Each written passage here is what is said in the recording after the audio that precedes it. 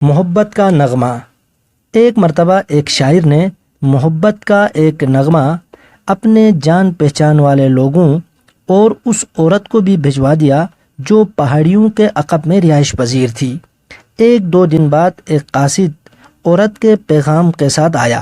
اس خط میں اس عورت نے لکھا تھا، میں محبت کے اس نغمے سے ازحد متاثر ہوئی ہوں جو تم نے مجھے لکھ بھیجا تھا۔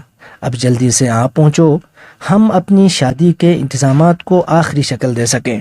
شاعر نے جواب دیا، میری دوست، یہ محض محبت کا ایک نغمہ تھا جو ایک شاعر کے دل کی آواز تھا۔ اس نغمے کو ہر ایک شخص ہر ایک عورت کے لیے گا سکتا ہے۔ اور اس عورت نے اسے دوبارہ خط لکھا، الفاظ میں ریاکار، مکار اور منافق، آج کے دن سے لے کر اپنے مرنے دم تک میں تمہاری وجہ سے تمام شاعروں سے نفرت کرتی رہوں گی۔